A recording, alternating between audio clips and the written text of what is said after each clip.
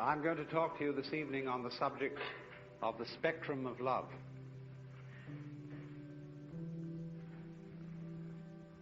We know that from time to time there arise among human beings people who seem to exude love as naturally as the sun gives out heat.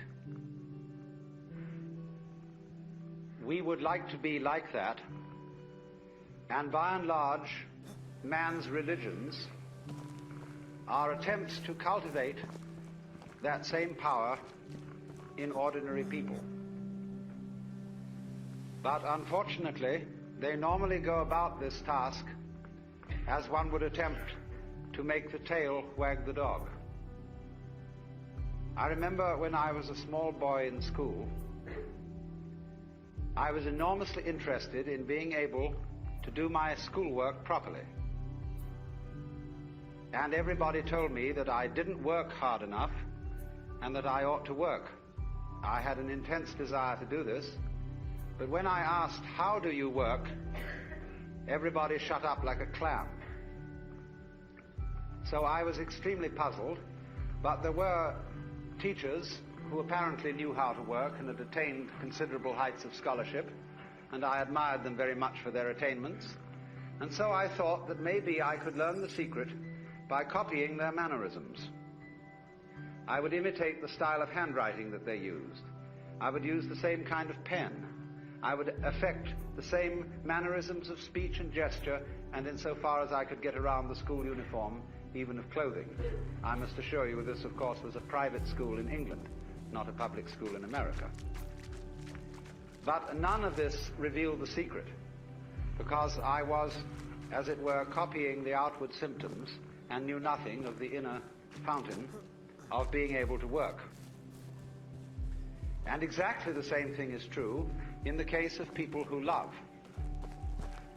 When we study the behavior of people who have the power of love within them, we can catalogue how they behave in various situations, and out of this catalogue formulate some rules. One of the peculiar things we notice about people who have this astonishing universal love is that they are apt, but not always so, but they are apt very often to play it rather cool on sexual love. The reason for this is, generally speaking, unknown to preachers, but it is because an erotic relationship with the external world operates, so far as they're concerned, between that world and every single nerve ending. Their whole organism, in all its aspects, physical, psychological, and spiritual, is an erogenous zone.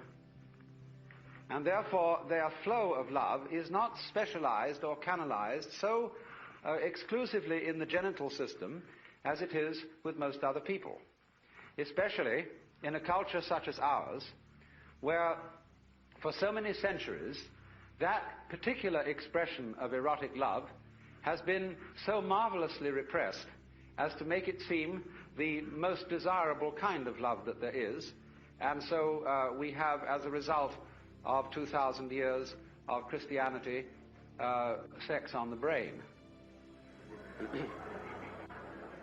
which isn't always the right place for it.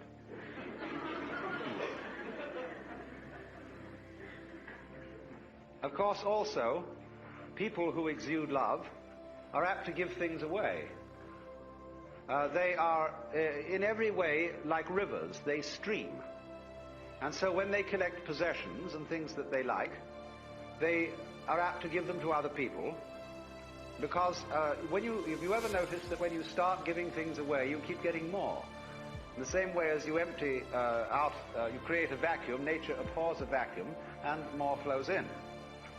So, noticing this, the codifiers of loving behavior write down that you should give so much money to tax-deductible institutions and to the poor, and that you should be nice to people, that you should act towards your relatives and your friends and indeed even your enemies as if you love them, even if you don't. And of course, for Christians and Jews and believers in God, there is a peculiarly difficult task enjoined upon us, namely, that thou shalt love the Lord thy God. And not only here, going through the motions of it externally, but with all your heart, with all your soul, and with all your mind. And that is, of course, very demanding indeed. But you see what is happening. It is as if, for example, we admired the music of a certain composer, and having studied his style very thoroughly, we draw up rules of musical composition based on the behavior of this composer. We then go to send our children to music school, where they learn these rules, in the hope that if they apply them, they also will turn into first-class musicians, which they usually fail to do. Because what might be called the technique of music, as well as the technique of morals, as well as, say, the technique of speech, of language, is very valuable because it gives you something to express if, and I repeat, if you have anything to express. But if you don't have anything to say, not even the greatest mastery of English will stand you in good stead unless you can manage to fool your listeners by talking beautiful nonsense and make it sound profound. Now, so the question and the puzzle remains. You cannot imitate this thing. There is no way of getting it, and yet it is absolutely essential that we have it. Because obviously, the human race is not going to flourish harmoniously unless we are enabled to love each other. But the question is, how do you get it? Is it something you simply have to contract like measles? Or is, as theologians say, is it a gift of divine grace, which somehow is dished out to some but not to others? And if there is no way of getting divine grace by anything you do, as the Calvinists aver, then we'd better just sit around and wait until something happens. Although Calvinists never did that. They were almost depressingly energetic. But surely we can't be left in that kind of a hopeless situation. There must be some way of getting the grace or getting divine charity or love, some sort of wangle, some sort of way in which we can, as it were, open ourselves so as to become conduit pipes for the flow. And so the more subtle preachers try to see if we can open ourselves and teach methods of meditation and spiritual discipline in the hope that we can contact this power. The less subtle preachers simply say, you don't have enough faith, you don't have enough guts, you don't have enough willpower.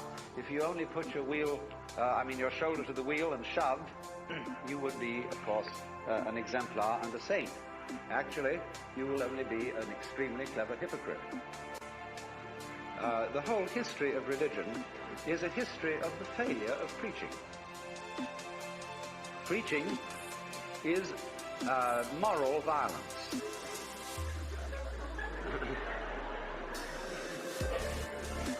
If when you deal with the so-called practical world and people don't behave as you would wish they would, you get out the army or the police force or the big stick, and if those strike you as somewhat crude, you resort to giving lectures. And I mean lectures in the sense of a pie jaw, a solemn adjuration and exhortation to behave better next time. Now, let us look at some of the practical consequences of adjuring people and commanding people to love. Many a parent says to the child, nice children love their mothers. And, of course, I'm sure you're a nice child. You ought to love your mother, but not because I, your mother, say so, but because you really want to do so. Because one of the difficulties is none of us in our heart of hearts respect love which is not freely given. If, for example, you are an ailing parent and you need to be looked after and you have a son or daughter, who feels dutifully that they should look after you because, after all, you've done so much for them. But this somehow, your living with your father or mother prevents you from having a home and a life of your own. Naturally, you resent this duty, and your parent is well aware that you resent it, even if they pretend to ignore it. They therefore feel guilty that they have imposed upon your loyalty, and you, in turn, can't really disclose from yourself the fact that you hate them for getting sick, even though they couldn't help it. And therefore, nobody enjoys the relationship. It is a painful duty carried out. And the same thing would naturally happen if, after a number of years, having at the altar made a solemn and terrible promise that you would love your wife and husband, come what may, forever and ever, till death do you part, and then suddenly you find you really haven't the heart in you to do it anymore, then you feel guilty, and that you ought to love your wife, family, or whatever. And naturally, this is a sort of fiasco, as would be obvious, if you were to ask your wife, do you really love me? And she were to reply, I'm trying very hard to do so.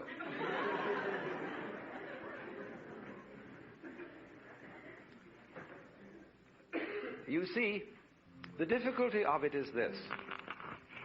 You cannot teach a selfish person to be unselfish by any means.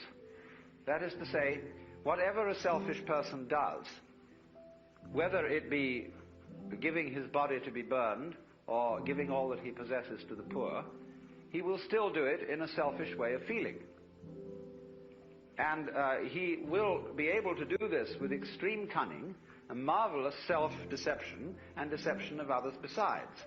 But the consequences of fake love are almost invariably destructive, because they build up resentment on the part of the person who does the fake loving, as well as on the part of those who are its recipients. This is why the foreign aid program has been such a dismal failure. Now, of course, you may say that I'm talking in a very impractical way, because you would say, well, do we just have to sit around and wait until we become inwardly converted and learn through the grace of God or some sort of magic how to love, and in the meantime do nothing about it and conduct ourselves as selfishly as we feel? There is, as a matter of fact, something to be said for that.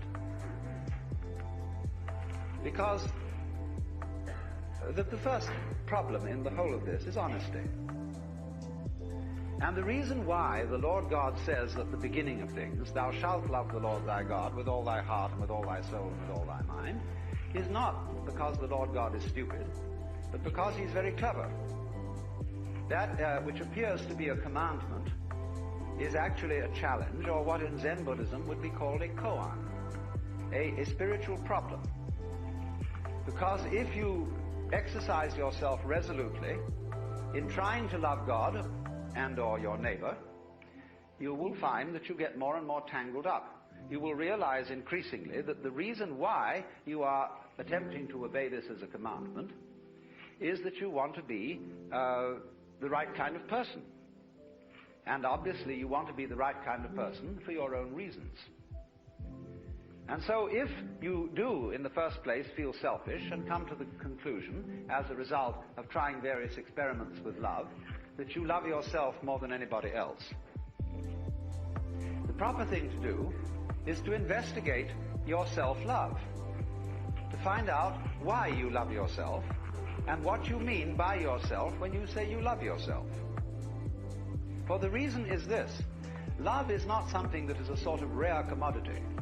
Everybody has it. Existence is love. But it's like water flowing through a hose. It depends in which direction you point it. So everybody has the force running. And maybe the way in which you find the force of love operating in you is that you have a passionate like of booze, or ice cream, or automobiles, or good-looking members of the opposite sex, or even the same sex. But there is love operating. And people, of course, tend to distinguish between the various kinds of love. There are good kinds, such as divine charity, and allegedly bad kinds, such as, in quotes, animal lust. But it should be understood, I think, that they are all forms of the same thing. But they differ in rather the same way that the colors of light, of white light, divide into the spectrum when passed through a prism. So we might say that the red end of the spectrum of love is Dr. Freud's libido, and the violet end of the spectrum of love is agape, the what is called divine love or divine charity. And that in the middle, the various yellows, blues and greens are friendship, human endearment, consideration, and all that sort of fellow feeling. But it's all the same thing. And so the thing is, first of all, to get it moving, to follow whatever kind of love you have in the first place. Because you cannot control love until you have some to control, until you have it running. You've got to get your car running before you can learn how to drive it. You will not become a skillful driver by sitting at a still car in a garage any more than you will become a skilled dancer if you simply never move your arms and legs. And so the first thing then is to discover what indeed you do love, if anything. And you will find there is something. And then go into the nature of that. Now, it's said that selfish people love themselves. I would say that that is really a misunderstanding of the whole thing, because yourself is something that is really impossible to love. There are various reasons for this, but one obvious reason is that loving oneself is as difficult as kissing your own lips. Oneself, when you try to focus on it, to love it or to know it, is oddly elusive. It always slips away like the pursued tail of a dog who is trying to get hold of his own tail. So to pursue your own end has some difficulties about it.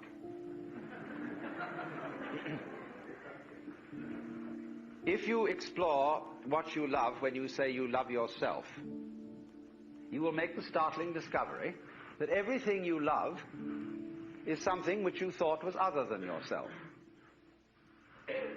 Even if it be very ordinary things such as ice cream or booze, in the conventional sense, booze is not you, nor is ice cream. It turns into you in a manner of speaking when you consume it, but then you don't have it anymore. And so you look around for more in order to love it once again. But so long as you love it, you see, it's never you. When you love people, even however selfishly you love them, because of the pleasant sensations they give to you, still, it is somebody else that you love. And as you inquire into this, as you follow honestly your own selfishness, many interesting transformations begin to come about in you. One of the most interesting transformations of being directly and honestly selfish, in the same way that, for example, cats are, is that you stop deceiving people. A great deal of damage is done in practical human relations by saying that you love people, when what you mean is that you ought to. And you don't really. You give the wrong impression, and people begin to expect things of you which you're never going to come through with. We have been taught, for example, that we ought to love our enemies. Now, we don't really understand what it means to love our enemies. We think it means to be charitable towards them in the hope that we will convert them, and so that they will cease to be our enemies. The real reason for loving enemies is that one needs enemies.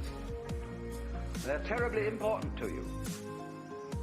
For example, I think that some of you here feel that you belong to a nice set of people.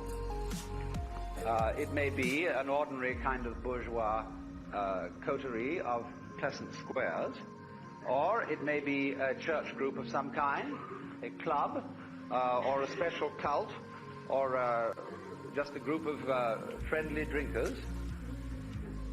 But at any rate, you feel that by virtue of membership in this society, you belong to a special in-group of nice or saved people. Now, when you consider what nice people talk about when they sit round the dinner table and have an opportunity to nurture their collective ego, you will find that the most fascinating topic of conversation is the nasty people. How awful they are, what dreadful things they do, and what is it all coming to. And this very, very satisfactory condemnatory conversation nurtures your ego. But people who do that don't seem to realize that they thereby depend on the nasty people in order to know that they're nice. They are, as a matter of fact, highly indebted to them.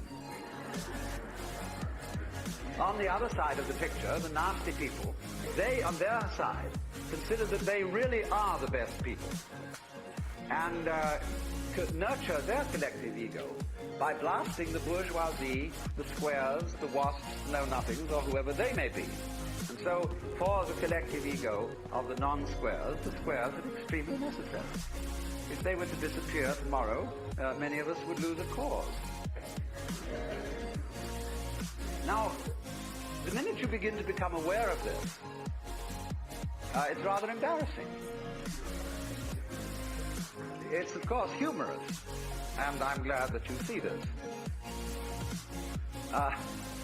Because at once you begin to realize how much you depend on an enemy, or an outsider, or a group of damned people as distinct from your own group of saved people. And so you begin to realize that if your collective ego, or yourself, depends on your being on the in, but you can only be on the in with relation to something that is out. And since the in and the out are inseparable, if there is to be any in or any out, you suddenly discover that yourself is bigger than you thought it was.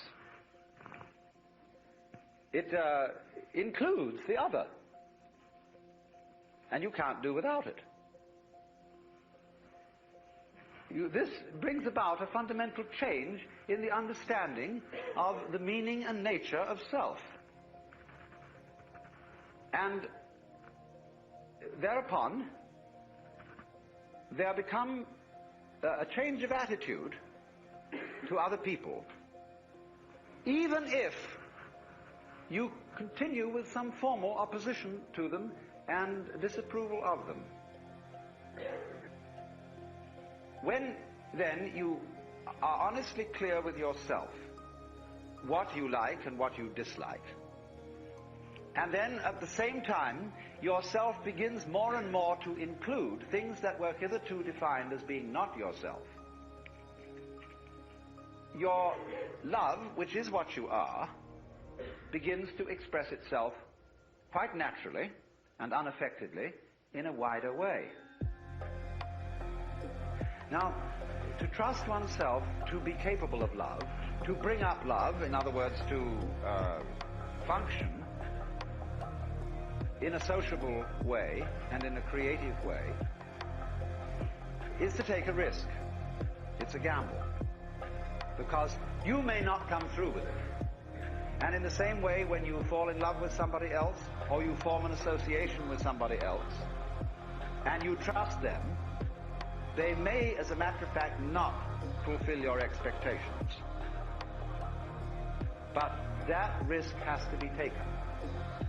The alternative to taking that risk is much worse than trusting and being deceived.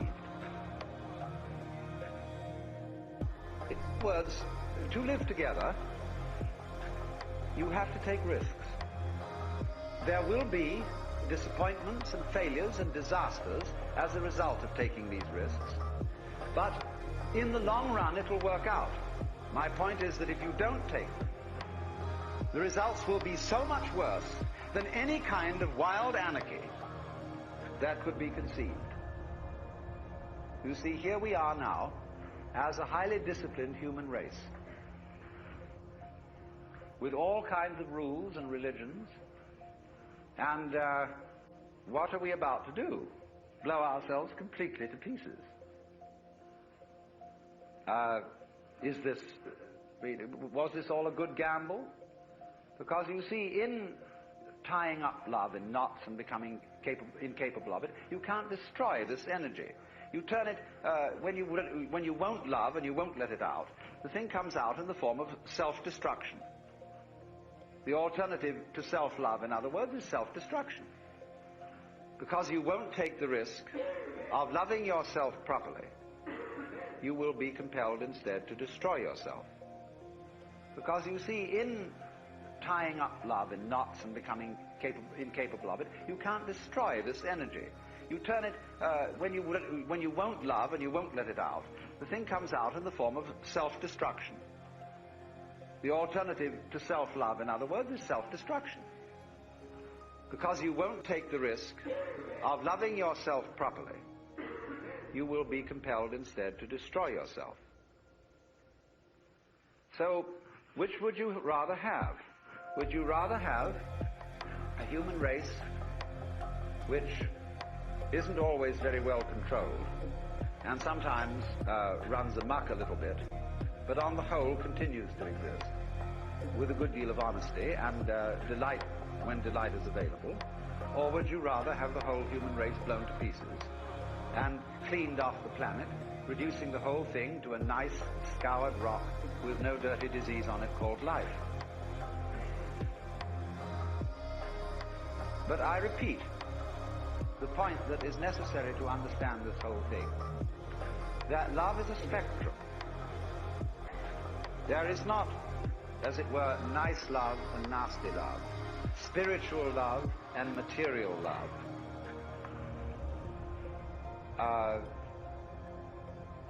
mature affection on the one hand and infatuation on the other. These are all forms of the same energy. And you have to take it and let it grow where you find it. If you find that only one of these forms exists in you, if at least you will water it, the rest of the plant will blossom as well. But the essential prerequisite from the beginning is to let it have its way. Have its way.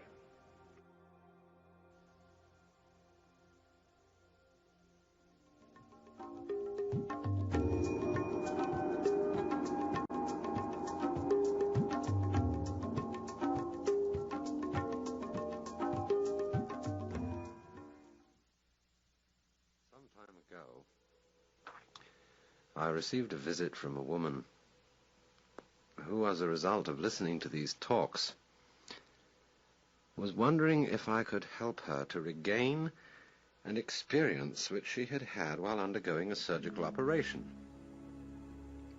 As is generally known, anesthetics sometimes induce peculiarly vivid and unusual states of consciousness. And every now and then a person under anesthesia will undergo a specific and particular experience which is of the utmost fascination.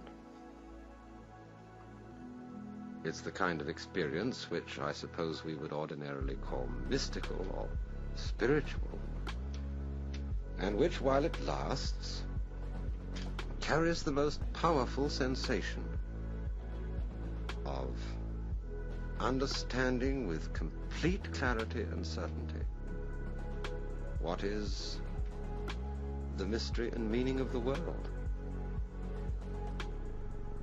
This occurs sufficiently often to have been made a subject of experimentation.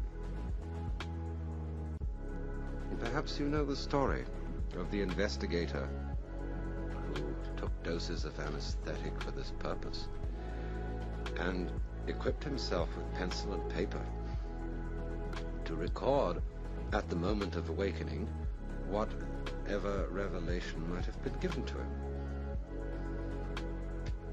Fortunately, the expected experience took place, and for a brief period the investigator had the vivid conviction of complete comprehension of this universe of life and death. He regained waking consciousness with the tail end of the sensation still upon him, grabbed the pencil, and swiftly recorded the essential content of the experience just before it faded. After several minutes, during which his mind returned to its normal state, he looked at what he had written. And there upon the paper was the following immensely profound observation. Everything in this universe is the smell of burnt almonds. I suppose that all sensible and hard-headed people would agree that this is just the sort of inanity to which all these mystical revelations ultimately boil down. In the clear, cold light of rational consciousness, the seemingly inspired and utter convincing knowledge of dreams, of drug delusions, and of mystical experiences comes down to just this sort of idiotic anticlimax. Masked in the poetic or exotic obscurantism of such phrases as all is Brahman or the divine unity beneath the multiplicity of the world, it may sound for a moment as if it meant something. But the essential nonsense of these feelings and the purely subjective character of the sense of insight which they involve at once becomes obvious when Brahman, or the divine unity, is replaced by the smell of burnt almonds. We might settle for this conclusion if some of us had not had the same sensation, not under drugs or hypnosis, but when very wide awake. And I, for one, will not quarrel with the smell of burnt almonds as the key to the mystery. I like it much better and feel it makes much more sense than Brahman or the divine unity. For its very banality, its very consequential silliness, brings out the real significance of the experience in question. For the importance of the mystical revelation does not lie in the precise nature of what everything in this universe is. It can be God or Brahman or burnt almonds or applesauce or anything you like. Its importance lies rather in the simple sensation of wholeness, in the part of the sentence which runs, everything in this universe is, no matter what. For the conviction which has come to the experiencer is that his habitual sensation of isolation from his environment, from the rest of the world, is an illusion, and that as a corollary, his own deeds and misdeeds, fortunes and misfortunes, are the same process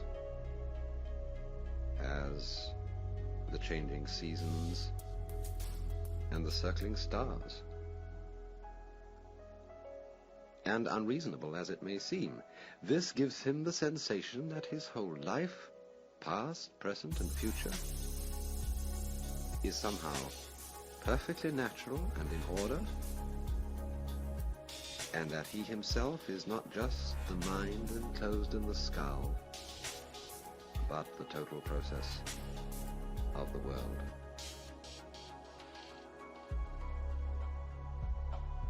The significance of this experience does not, I think, lie in any consequences or conclusions which might be drawn from it. It is not an important experience in the sense that it is useful for some other purpose. It's simply like playing or listening to music,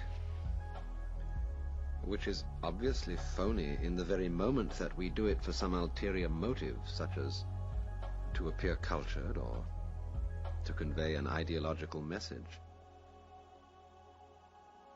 Its significance for human beings is not like that of, say, the second law of thermodynamics, but like that of the Mozart sonatas or the arabesques on a Persian rug.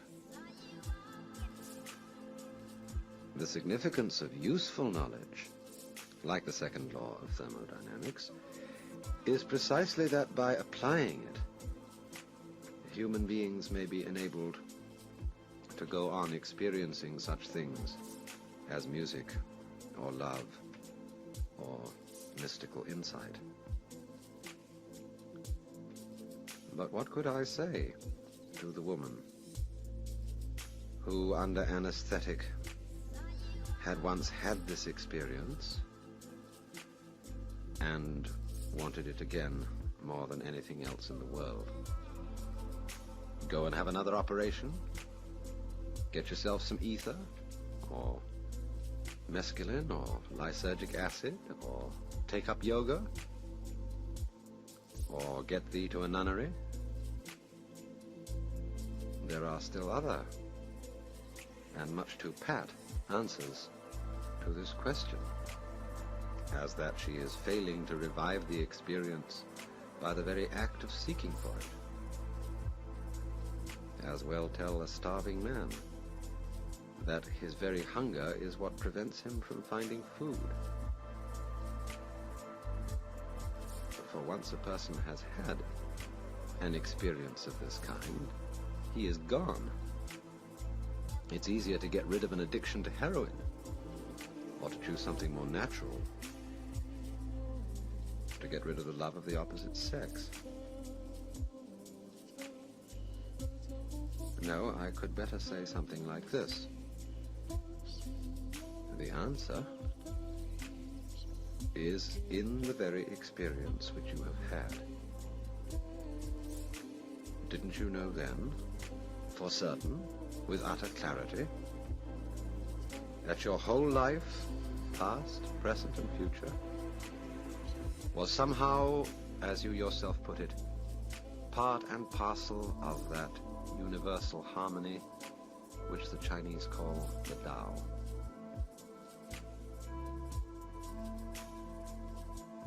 I feel sometimes that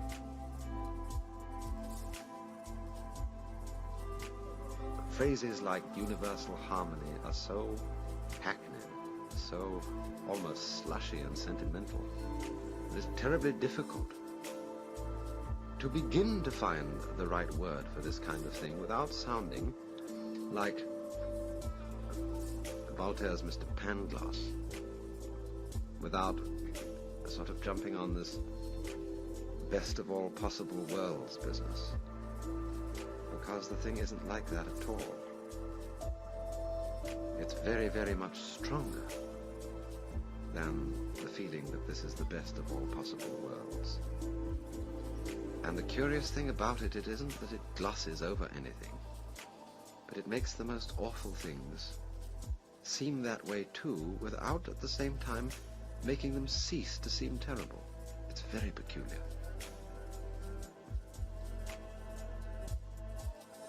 Well, she had seen them, for certain, at the time of that experience, seen with total clarity, that our whole past, present, and future life was in some way part and parcel of what we are perforce driven to call the universal harmony of the Tao.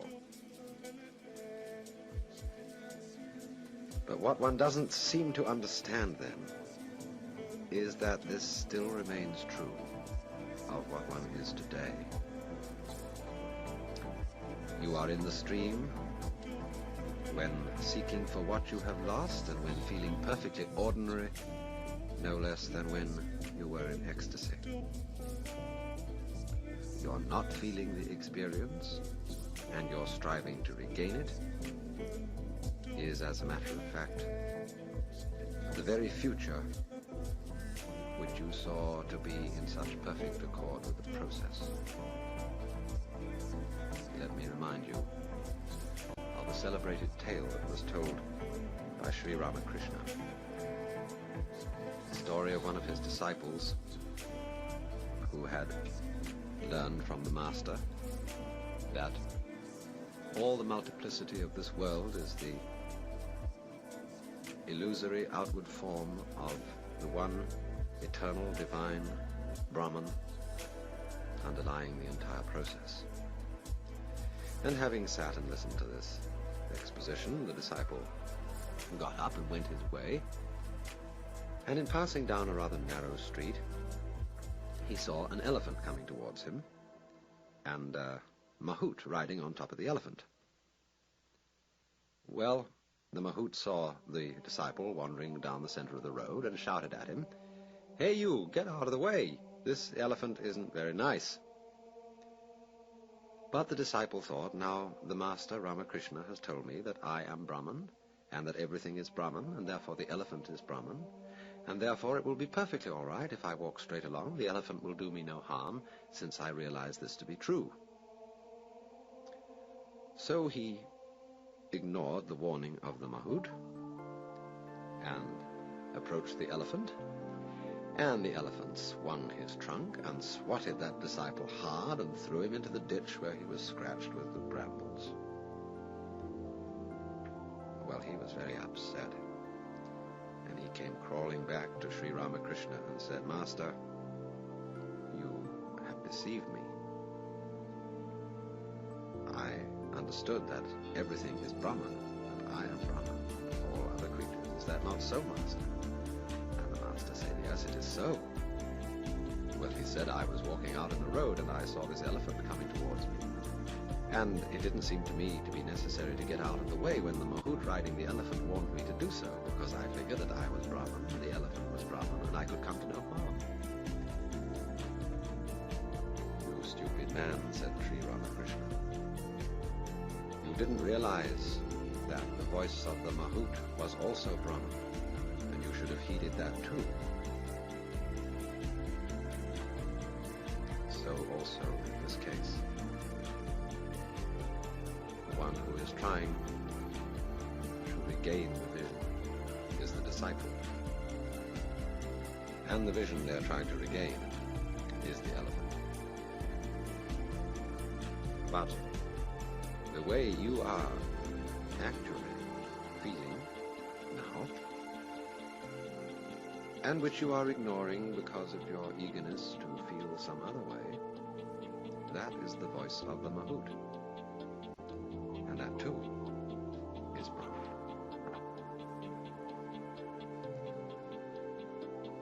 Nine times out of 10, an observation of this kind will mean nothing, and will fall as flat as being told that everything in this universe is the smell of burnt almonds. But the 10th time, it will dawn upon you as a statement of total and luminous clarity. I do not think we need have any fear that this 10th time will never come, for in other circumstances it has come again and again. Think back to school days, when with the utmost care your teacher explained over and over the mysteries of percentage or sentence structure or daylight saving time, and you consistently failed to see the point. And then, suddenly, something clicked in your mind, and the principle became clear. There is a Chinese poem which says, "Words do not make a man understand. It takes the man to understand the words."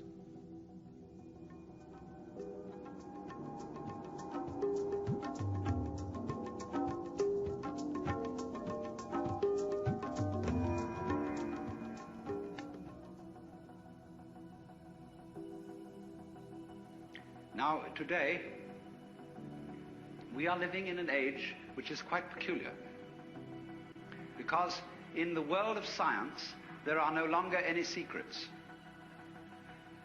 because the method of science requires that all scientists be in communication with each other, and therefore that every scientist, as soon as he has discovered something or got a good idea, he rushes into print. And it's important for him to do so, because some other scientist somewhere else in the world might be thinking about something on the same lines and would be stimulated in his work by this man's speculations, even if not by discoveries. And so the whole scientific world tries to remain in communication. And for this reason, it was absolutely impossible to keep atomic energy a secret. In former ages, that might have been managed, because there were many secrets once upon a time. And people were not admitted to these secrets unless they were in some way tested and found capable of handling them without running amok. We live in such a dangerous age because all the secrets are out in the open and anybody can run amok with them. And that's just the situation we have to face, and that is just the situation we have to handle. It is too late to stop it, because that would be, as they say, locking the door after the horse has bolted. The vice president of an extremely important corporation in the United States, very progressive and very vital, a few months ago said, there are two major forces operating in the world today, for good or for evil. One is Red China, the other is LSD.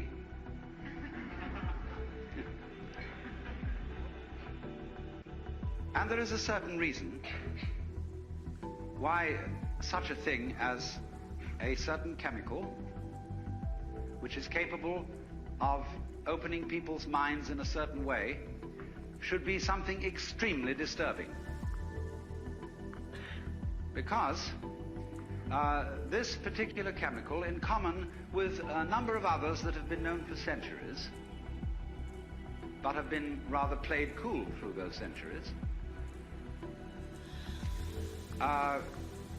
is capable of doing something which simply cannot be tolerated.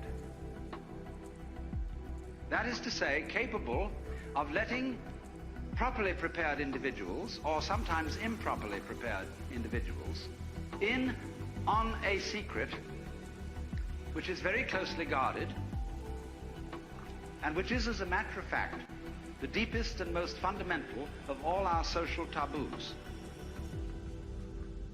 I have just finished writing a book, which I've had, with a sort of tongue-in-cheek attitude, had the temerity to call The Book. And it is subtitled, The Book, you see, on the taboo against knowing who you are. Because that is really the thing that cannot be let out. Sex is not really a serious taboo in our culture.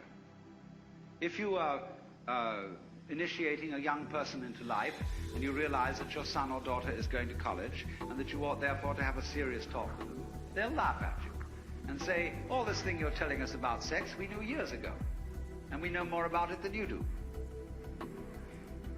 So that is not a subject for a serious initiation talk to a young person. So we have to think again and try and find out, think deeply, what is fundamentally taboo in this culture and perhaps in other cultures as well. What information, in other words, would really let the cat out of the bag and give away the show?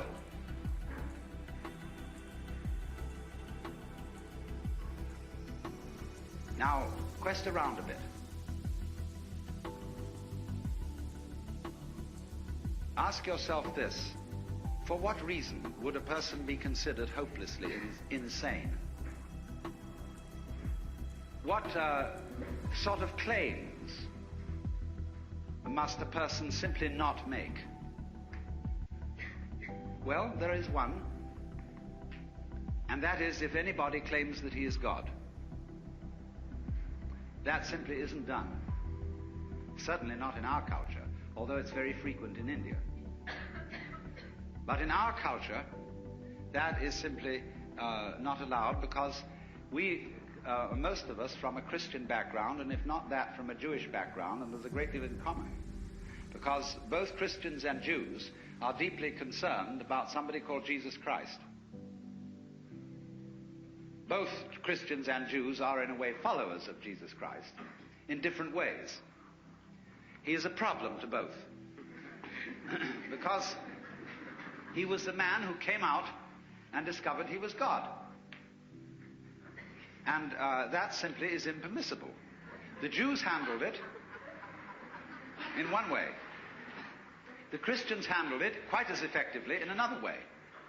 The Christians handled Jesus perfectly, even more tactfully than the Jews, by putting him on a pedestal and saying, this was the only man who ever was God, and nobody else was really so before, and certainly nobody can be so afterwards. Stop right there. Put him on the altar, bow down to him, worship him, so that everything he had to say will be null and void.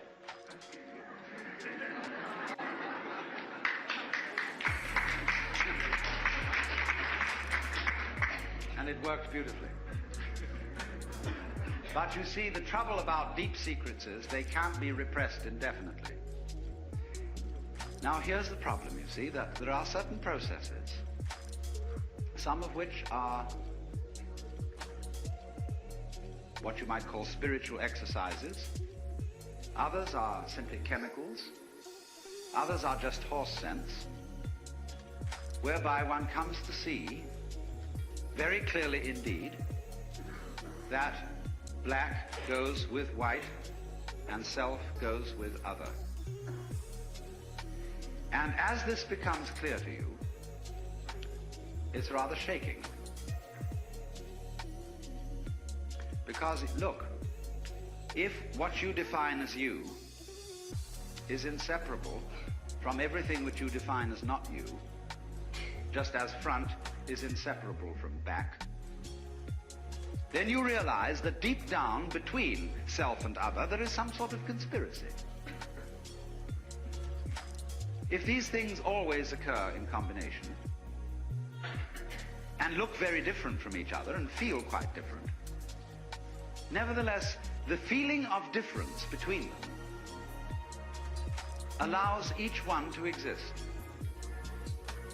And so underneath the opposition or the polarity between self and other, or between any other pair of opposites you can think of, there is something in common, as there is, for example, between figure and background.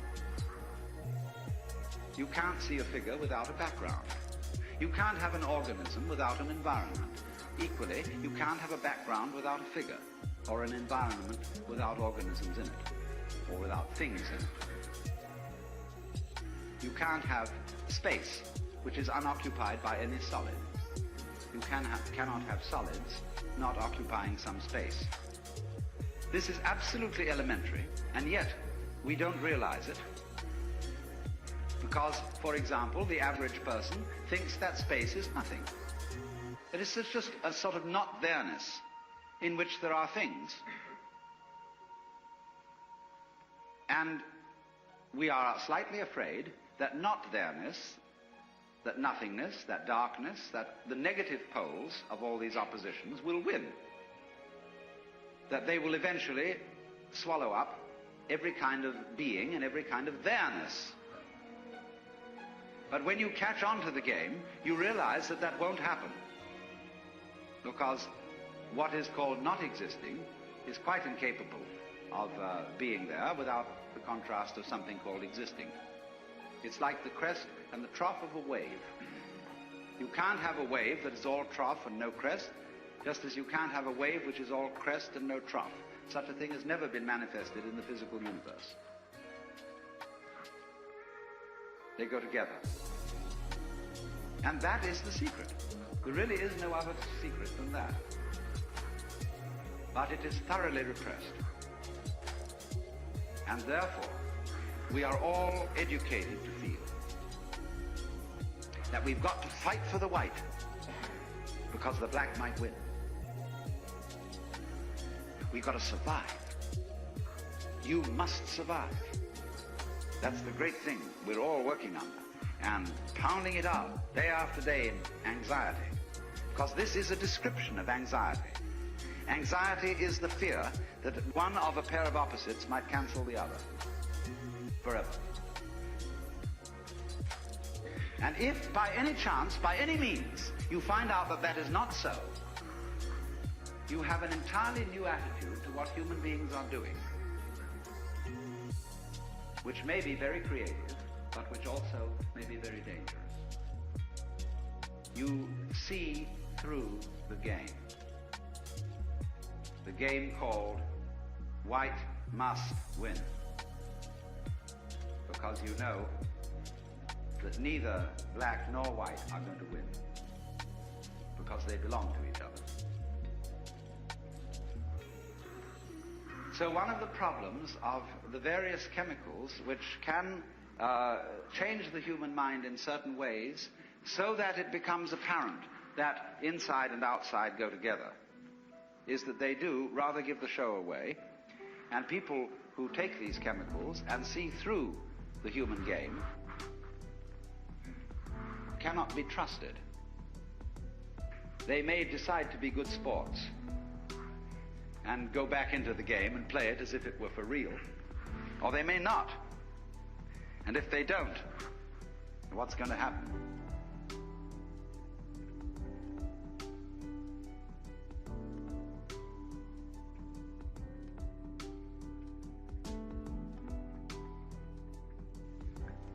Now, you see, what is, let me speak specifically for a moment. I said the subject of this is LSD. LSD is one such chemical that does produce this curious effect of making you aware of the polarity of things. It does lots of other things. It does lots of rather unessential and trivial things. And these, of course, in all the publicity in the various national magazines about LSD, get thoroughly emphasized. In other words, when somebody says something's real psychedelic, they mean bizarre. And when the national magazines try to illustrate the effect of these chemicals with various photographs, they come on with blurred photographs of all sorts of things higgledy-piggledy messed together. Naked girls seen through prisms. Well, that's absolutely nothing to do with it. If you wanted some sort of appropriate illustration for a Life magazine article on the effects of LSD, you would have one very simple solution. You would publish the most gorgeous color reproductions of Persian miniatures and of Moorish arabesques and of the illuminations of Celtic manuscripts. That would give you the story, so far as changes in human sensation are concerned. But there would be one thing very difficult to put across in pictures, because the people who looked at them, if they didn't get the point of view, wouldn't see it.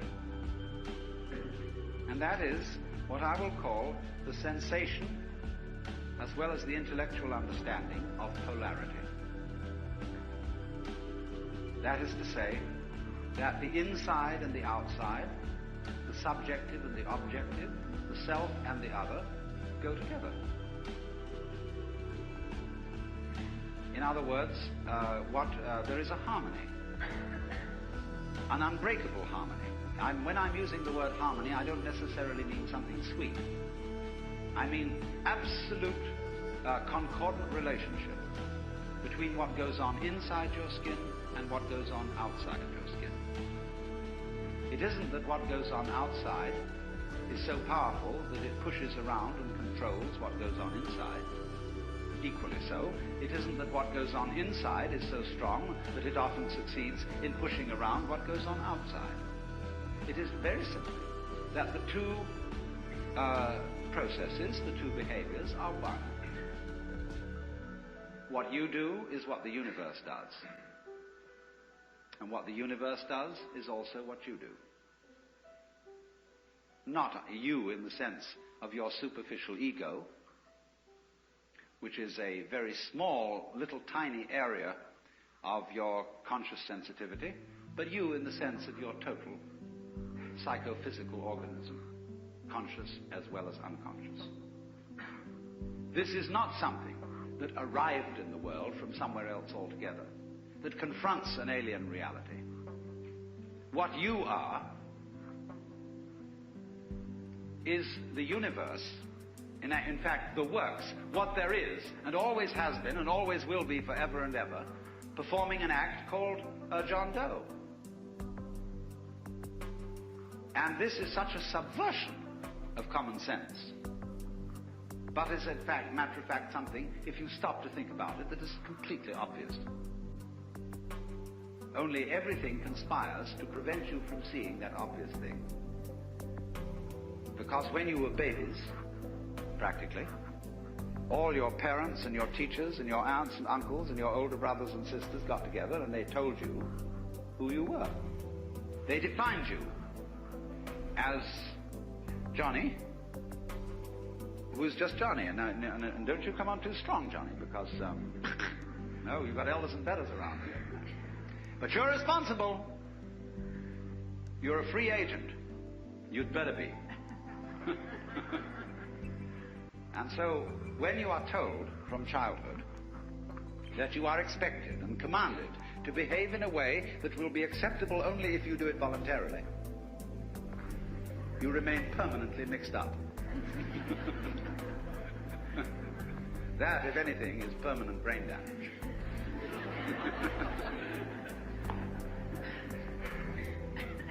But that's the idea, you see, because that's the game we're playing. You started it. I didn't. See? That's the game we're playing.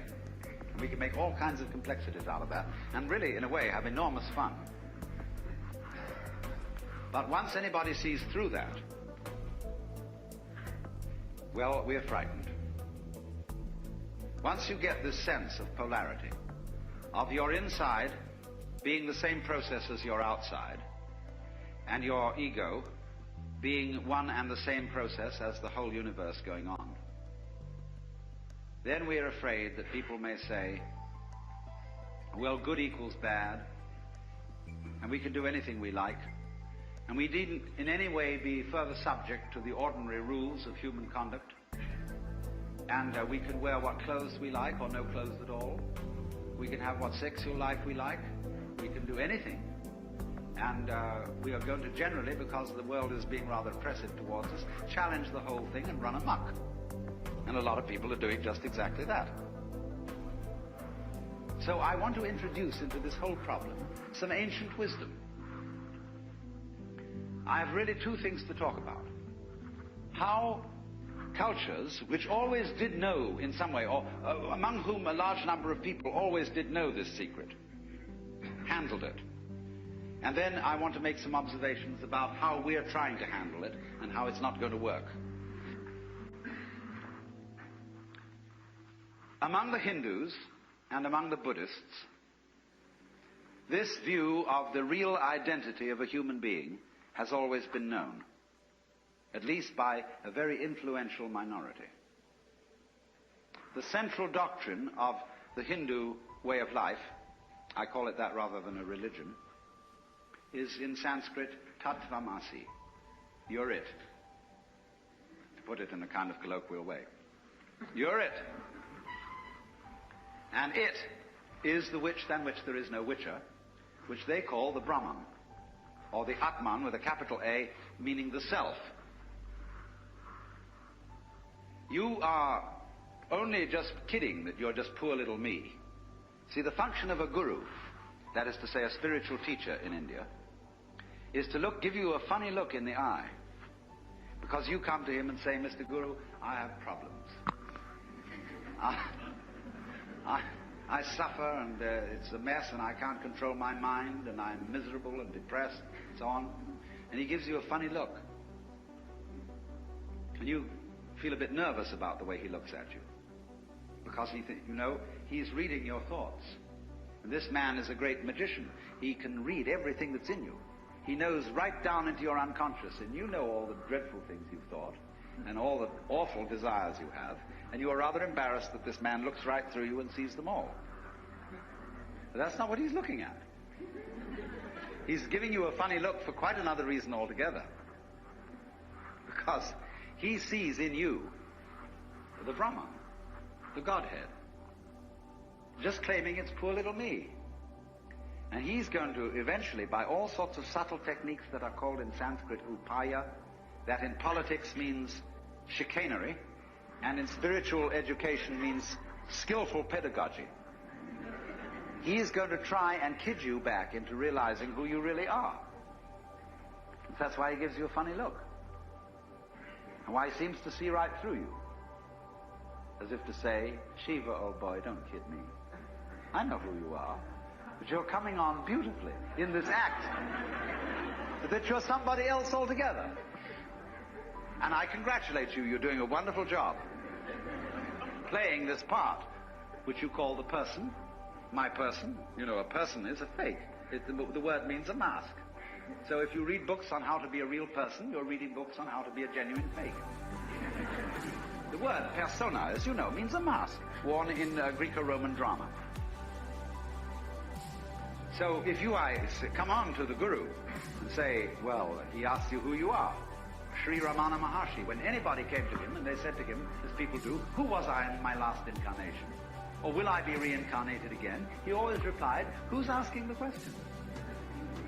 And everybody was irritated because he wouldn't give them answers about what they were in their former lives.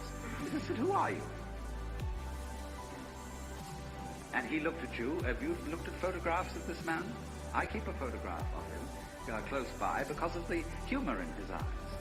They're looking at you with a dancing twinkle, saying, come on.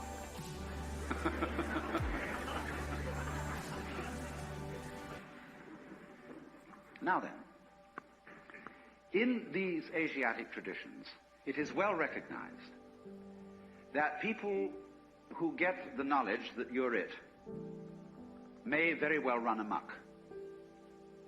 And therefore they always couple any method of gaining this, whether it is yoga, whether it is smoking something or drinking something or whatever is the method, they always couple it with a discipline.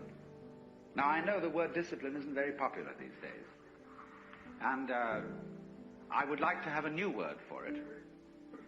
Because most people who teach disciplines don't teach them very well. They teach it with a kind of violence. As if a discipline was something that is going to be extremely unpleasant and that you're going to have to put up with. But that's not the real secret of discipline. I would prefer to use the word skill. Discipline is a way of expression. Say you want to express your feelings in stone. Now stone doesn't give way very easily. It's tough stuff.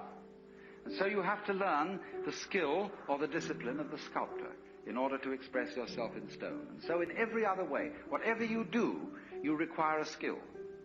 And it's enormously important, especially for American people, to understand that there is absolutely no possibility of having any pleasure in life at all without skill. Money doesn't buy pleasure. Ever.